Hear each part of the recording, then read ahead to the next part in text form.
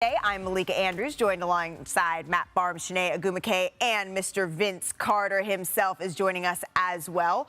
So we're in L.A., but I want to start today in a New York state of mind. Because did y'all see what happened with the crosstown rivalry last night? Let's take a look. Kevin Durant, Kyrie Irving in Madison Square Garden facing off against the Knicks. They trailed by as many as 21 points in the third quarter. So let's pick it up there. The Nets still have quite the deficit. Kevin Durant, all right, he cuts it down to 10 with a 3. And once again, Kevin Durant feeds it ahead to Kyrie Irving. You know he can make that, Shanae. Too much space there again as well. Like, what are you doing, baby? What is you doing? Well, and then Kyrie steals the ball here, feeds it up to Kevin Durant, throws it down with authority. Kevin Durant is fired up after that play. Let's take another look, Shanae. Look at this. I mean, we got a dunk. They're coming back. They said it was a playoff time. And it's playoff. Hey, the best part about this whole night was Stephen A. Smith at halftime. Big facts. He just knew what was coming. 3 people on him, mid-range is automatic. Absolutely. He said, I know it's a double-digit I mean, look at that defense draped on him, and then again, gets to his kill spot, the elbow. Absolutely. And now, it was a tie game. The Nets take a 2-point lead. Tom Thibodeau does not like that. Once again, Kyrie Irving fakes, kicks it out to KD.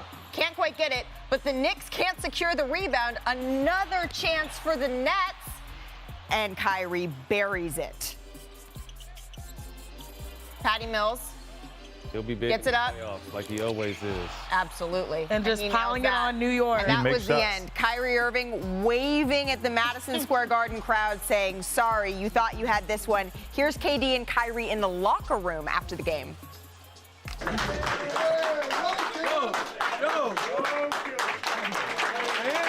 don't care if you're still working the season, but it's going to playoff game. Yeah. That's the type of dogs we needed, goddamn. Yeah. So you were saying it was like the playoffs. I mean, this is a regular season late game. They were trailing by 21, and that's the way that they turn up in the locker room after. So my question to the panel, I guess starting with you, Matt, is what can the Nets do defensively to get through this play, and particularly since we know they'll be without Ben Simmons? Just play. This team, when KD and Kyrie play together, they're at a 109 defensive rating, which would be 7th in the NBA. Offensively, they're at a 121, which would make them number 1 offensively net rating. So when these guys are on the court together, they're a dynamic duo. And I don't think they worry about the play-in, like Katie said. And I think whoever's 1 and 2 are really going to have to worry about these Nets because they're starting to get hot at the right time. Ooh, understatement. And, you know, you mentioned the defense, and I guess we'll start there before I tag team on the backside with the offense.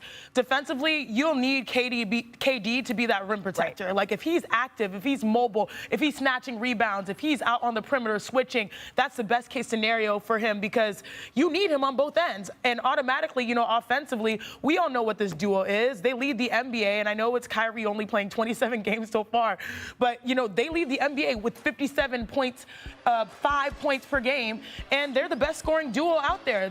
The missing link is defense, and so we saw them play, and you heard it. Playoff games slow down. Also, they show your bag offensively, but defensively, you have to be able to stop and, you know, secure possessions. They were able to do that coming out of that huge deficit. That's the type of effort that's necessary, not only just play in the play-in, but also to maintain in the play-off. Right, but the bet that they're making, right, Vince, is that they're just going to overload teams with their offense, and they need to just have a okay defense in the playoffs in order to make it through. But we know, I can only think of one team off the top of my head, the 2001 Lakers, who finished outside the top 10 in defense and still went on to win it. What do you think, Vince? Well, I'm not expecting them to be top 10 defensively, but I think their focus needs to be defense. We know they can score offensively. You guys, Matt, Shanae, you gave all the numbers offensively. That's understood. But you're going to have to be able to stop somebody defensively. You can have big scoring nights, in my opinion, to play in because it's just win and move forward. But their focus needs to be defend so we can get the 7th spot. The reason I say the 7th spot because you have 2 opportunities at home to get 1 win instead of having the 8th spot where you have 1 opportunity at home and 1 on the road, or, of course, 9th and 10th. You have 2 wins. In 10th, you have 2 wins on the road. So you don't want to be in that position because you're going to have to defend. Yes, they can go outscore somebody, but you want the formula now in the play-in tournament to get in when you get into the playoffs, because when you get into the playoff, either the 7th or 8th seed, who are you going to see? Some scorers, you know, out of the East. You know what I'm saying? So at least you can simplify your defense Get rid of all the exotic, tricky defensive stuff right now. Go back to the basics. Go to simplify it. Make sure everybody's on the same page, and then you go from there. Because offensively, you guys already said it, so I don't even need to say that. That's understood. Yeah, what is understood don't need to be said, Matt. Defensively, they're going to need a big playoff showing by Andre Drummond, LaMarcus Aldridge, and Blake Griffin out there taking charges and getting rebounds.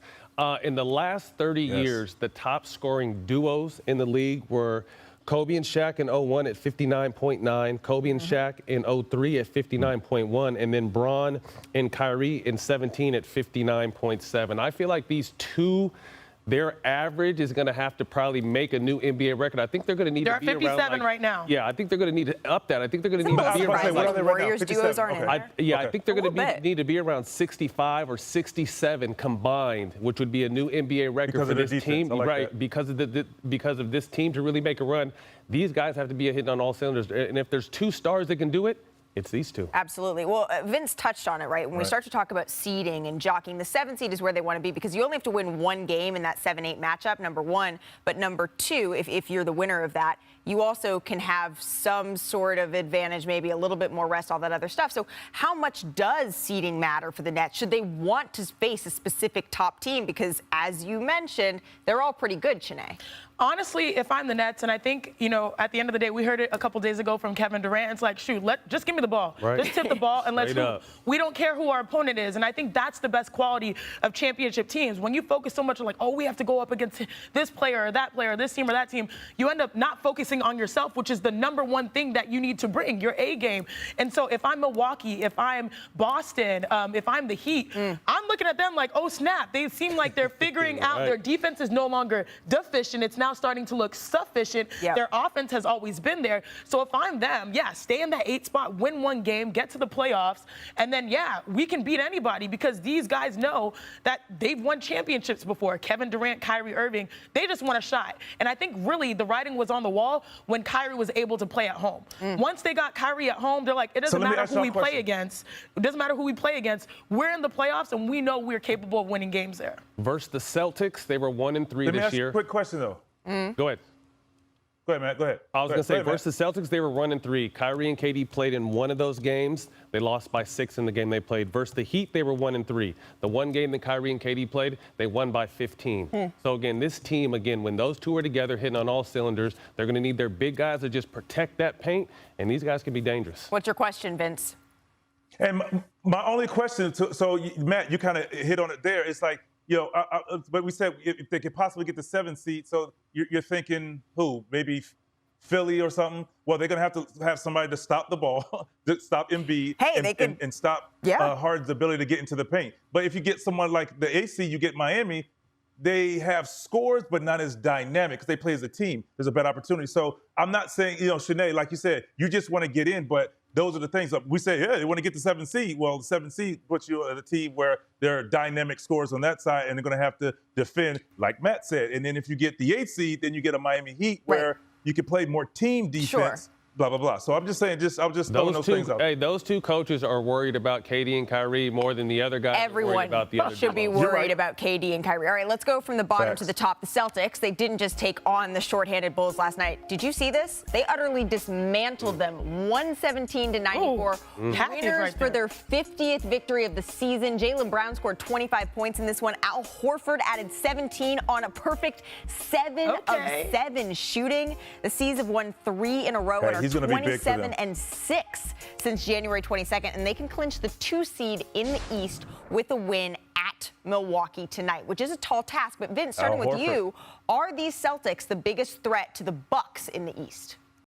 And that's another one. Yeah, they are a threat. I mean, and if they could get Al Horford to play this way with Jaylen Brown and Tatum doing what they're doing offensively, and then defensively, obviously you need Williams back, but you have guard play. Their guard play is they're playing. They're a confident bunch, and Giannis is a tough guy to stop one-on-one. But the great thing about it, you can throw different style of defenders at them to hopefully slow them out. I had the Bucks just a couple of days ago.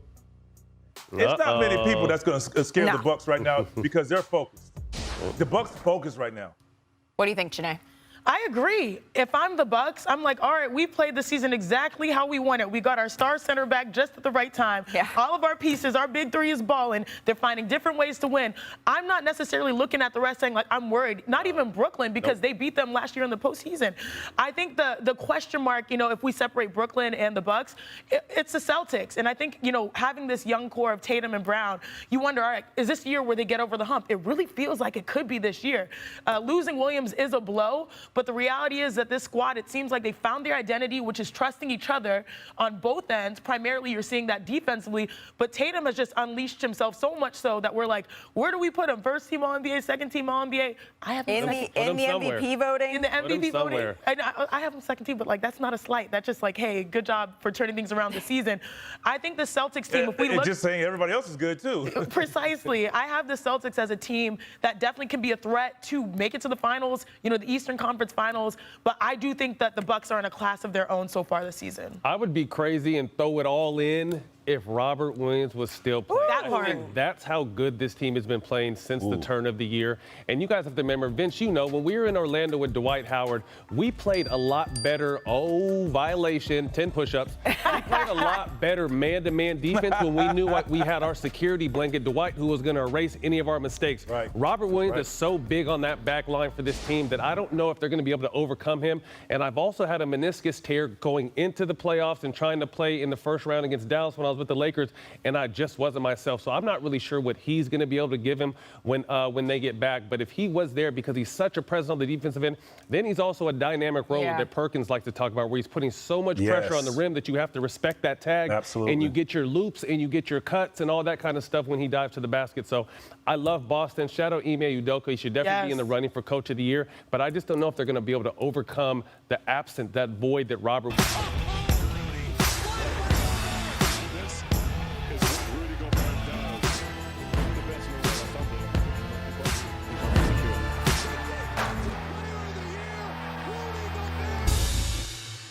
The Jazz, they took on the Thunder last night, a 137-101 beatdown thanks to big nights from Rudy Gobert and Bojan Bogdanovic. Gobert had 20 points and 10 boards, and Bogey added 27. Rudy's defensive presence stifled a helpless Thunder squad that couldn't get it going at all last night. So the Jazz win their 5th straight at home.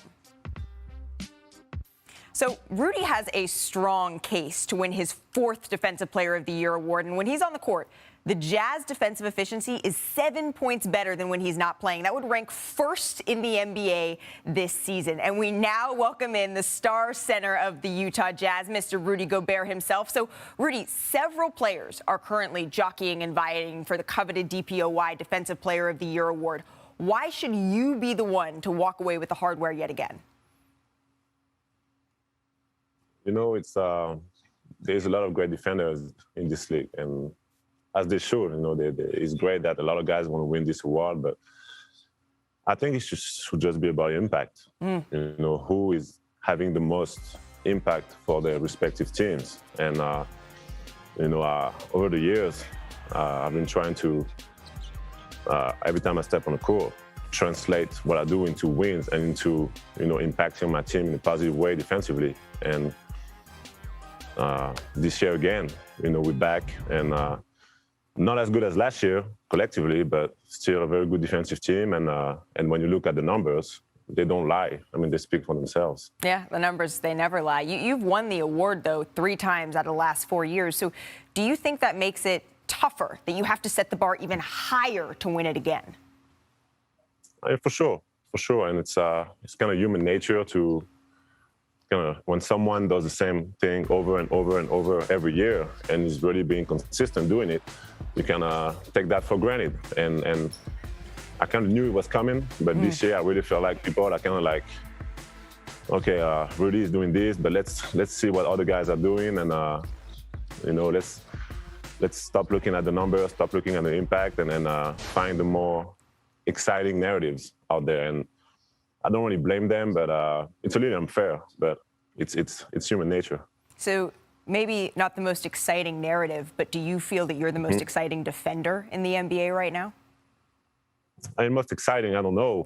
I mean, I'm not maybe not the most fun to watch for sure, but once again, I mean, the numbers speak for themselves, and it's all about, it's all about what you do every single night for your team. And then, there's a lot of highlights you can show. There's a lot of narratives you can put out there, but at the end of the day, the data speaks for itself. And if anybody else not named Rudy Gobert was doing doing what I do this year and having the impact that I have this year, they would be the front runner and it would be clear. So why not? Why not? If I'm being consistent, why should I be penalized for being consistent year after year? Yeah. How do you say I'm the defensive player of the year in French? Je suis le défenseur de l'année. Oh, there it is. All right. Speaking of hardware, you and Jazz Nation obviously would love to hoist the Larry O'Brien up, right? What makes you confident that this team can finally get over the hump and reach your postseason goals this year?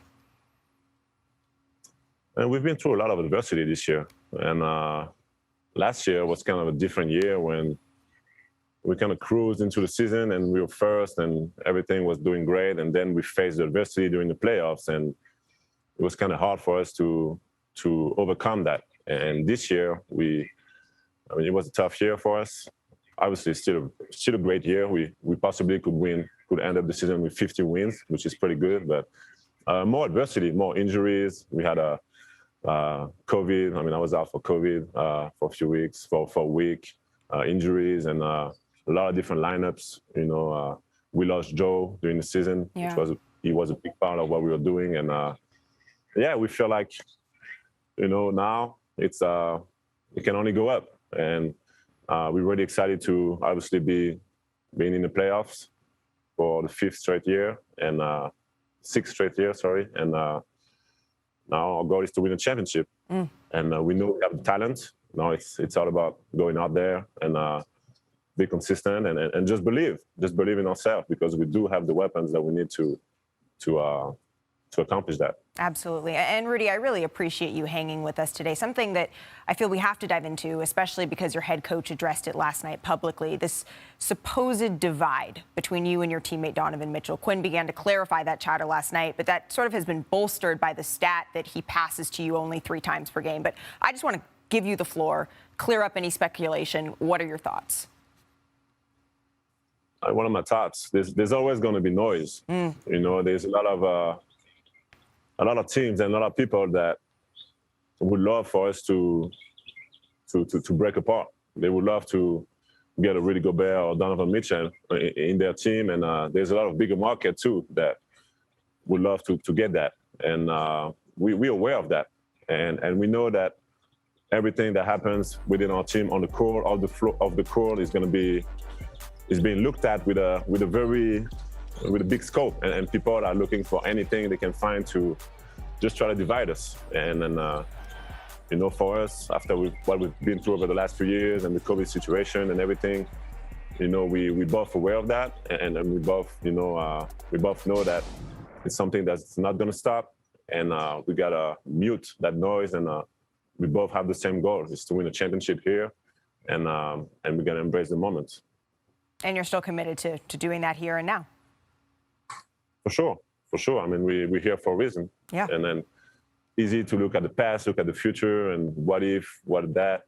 But at the end of the day, we have an opportunity today. And I think for us, the most important thing to do is to embrace that. And, and when the season is over, the season is over. It's the NBA. Nobody plays together for 20 years. We know it's business and we know how it works. But for us, it's really the point is that supporting each other is the key, and be there for one another.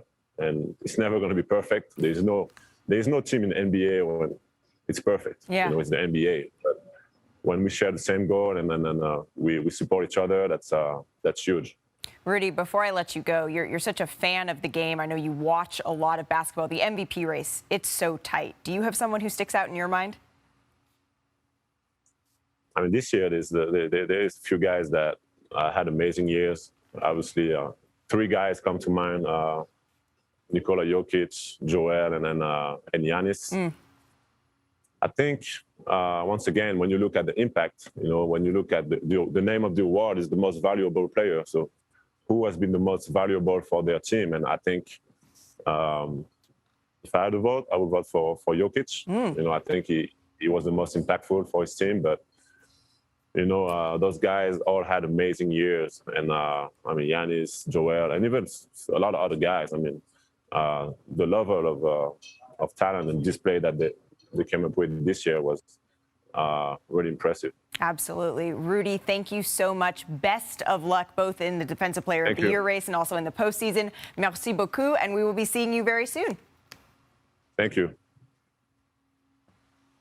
All right, so staying in Utah, in March, the Utah legislature voted to override the governor's veto of HB 11, a controversial bill that bars girls who are transgender from participating in school sports matching their gender identities. So the NBA All-Star Game is slated to be held in Salt Lake in 2023. And on Wednesday, Adam Silver held a press conference at the Board of Governors meeting and was asked about how this legislation affects the All-Star Game.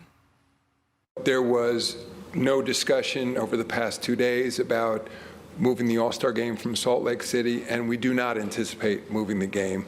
I'm watching these bills throughout the country, and in those states where we have teams that are operating, we're working directly with those teams. In this case, you know, Ryan Smith, the principal governor of the team, and the Utah Jazz have come out against that legislation.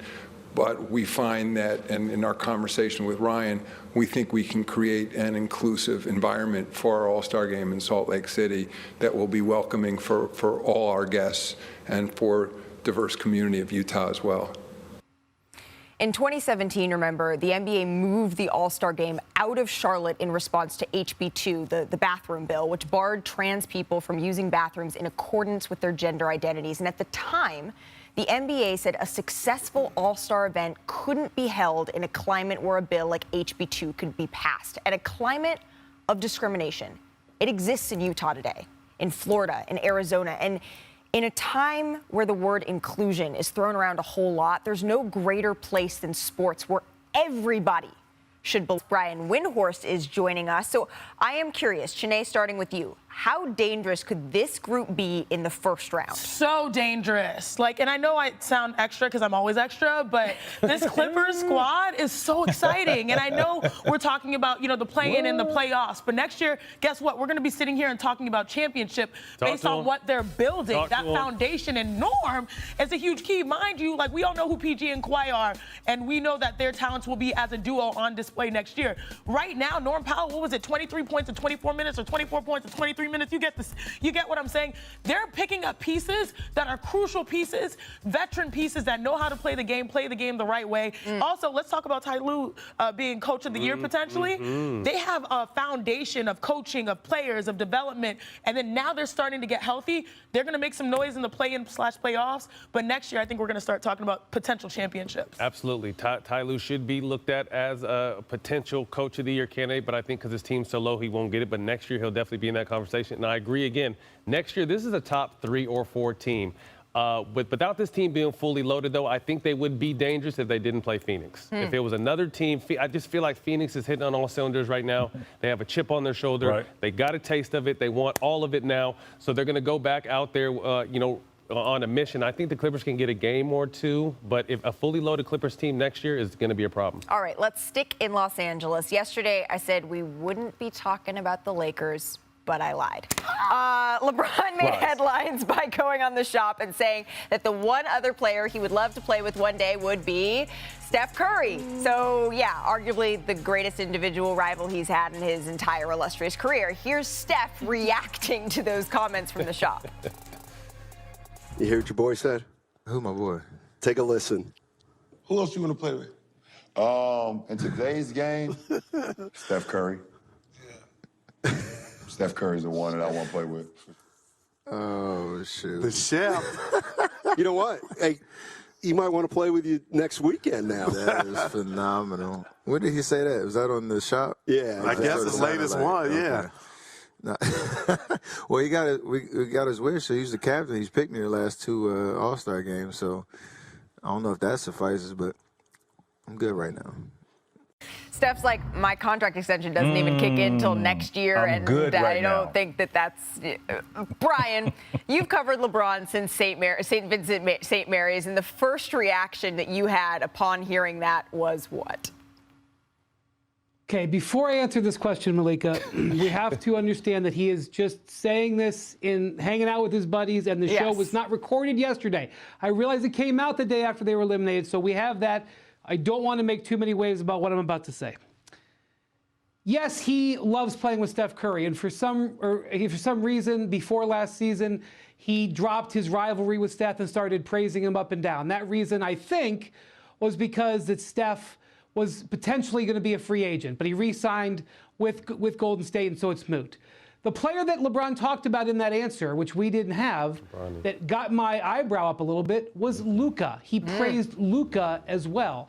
And that is a different conversation. Steph is talking about being picked the last 2 years by LeBron as a captain. Luka has been picked the last 3 years. Every time he's been in the All-Star game, LeBron's picked him for his team. LeBron tried to get him to come over within his brand at Nike, although he ended up over at Jordan. He has a great affinity for Luka Doncic. He has a great affinity for Dallas Mavericks coach Jason Kidd. He has a great affinity for Dallas Mavericks assistant coach is Jared Dudley. So I don't think LeBron's going anywhere. I think he's going to be a Laker next year. But if you're looking for me to extrapolate something from that, just joking conversation, I was way more interested in him mentioning Luka than Curry. Right, because Steph is locked in and they would literally need to trade away their whole team, and just it doesn't make sense. Point blank, period. Vince, what did you think of all of this? Hey, Wendy, also to add to that Dallas Maverick unit, Nico Harrison, who's the GM, used to be a part of the Nike family as well, obviously dealing with LeBron and those as well. But, I mean, it's interesting to hear, him talk about it. And I was just glad to hear Steph kind of nip that in the bud immediately. I know, like Wendy said, it's just talk. But he has a lot of other things. And I think he's just doing that to deflect everything. I mean, he's, like you said, he's sitting in his barbershop having a conversation. I mean, I have a chance to think about it all day. You look a little worked up over this, Vince. He's like, bro, did he really try to jump with me? I did this my rookie year, too. No. I tell you what, put him on the ground. We call that a body bag. May he rest in peace. Look at that view right about there. Some people levitate. There's levels to this. He makes it look so easy. Security guard, please open that velvet rope. Bang! Vince Carter is back for another installment of everyone's favorite dunk segment. Vince, where are we going? The upper room, baby. All right, so the way we do this, for those who are new at home or brand new, we all present one dunk. And at the very end, Vince crowns the winner and immortalizes them forever in the very exclusive upper room. All right, let's get it. Vince, you're up first. What do you got? All right, first and foremost, I'm going to go to this young man by the name of Anthony Edwards. Okay. Roll the tape. Anthony Edwards has been flying throughout the league. And last night, look at this. That is called levitation. It's like he's frozen in the air. That's walking through the air. Look at this, just floating. Goodness. Hey, people know not to jump with him no more. Look at it, right about here. Yeah, that's my kind of guy there. Yeah. Matt, you know that. I like people who, when he jumps, you get out the way. Right. Okay, so that's one to consider. I would like to humbly offer Lonnie Walker for your consideration, Vince Carter. Please roll the tape. My goodness. Hey, I mean, did you see where he took off from? Yeah, and he's been low-key dunking on people and just taking off lately. Yeah. I mean, look at that. He has dunks where he ends up turning it over into finger rolls that still have people like, oh, that's wow. good. The jelly. Yes. I mean. Right. Good point. Incredible. All right, Matt, who are you offering? VC, I'm going to nominate a youngster. We played against his dad. I've had the opportunity to watch this kid since he was in high school. And you know all about hitting somebody and going to that next level. Look how high he gets up. Hopefully they'll give me the next angle. When his head is over the rim, he could have tapped it with his chin. Very impressive by the young fella. There he is. The monster himself. Yes. Look at that. Oh, my gosh, the extension. Look at that. Okay, Vince, we always talk about bottle service for those in the upper room. So my nominee is baby bottle service because he's the Warriors rookie. But my goodness, he got grown man bounce. Look at this double clutch. Double clutch backwards. What do you think, Vince? I love it. Like I was one for dunking backwards. A lot of people don't like to dunk backwards. And look at this. Like impressive. He had to duck the head a little bit, if you noticed that, just to dunk the ball. All right. Zeros for double clutch. So those are the folks up for consideration. Vince Carter, who is going to the upper room? Real quick, Vince. Oh, wow. I talked to Kmart Go Jr. ahead. Junior, he said he's got a dunk of the year if you pick him today. Oh, wow, Last before the lobbying. season's over. Ooh, I still got to go with Anthony Edwards. And here's why I say, this is why I say Anthony Edwards. Of course, he's going to pick his guy. But I go up. So security, please open the rope for my guy, Anthony Edwards. Welcome, sir, to the upper This room. is Bottle tough. service is served, and anything else you need in the room, we got for you. You know what I'm saying? So, yes, Anthony Edwards. I mean, this guy is just walking on air. It just kind of reminds me of This is an opportunity for you to say it reminds you of you. Not bad, Vince. No, I'm saying, I'm just saying, so it just reminded me of something, a dunk that I did. And when I saw it, I was like, ooh, I remember.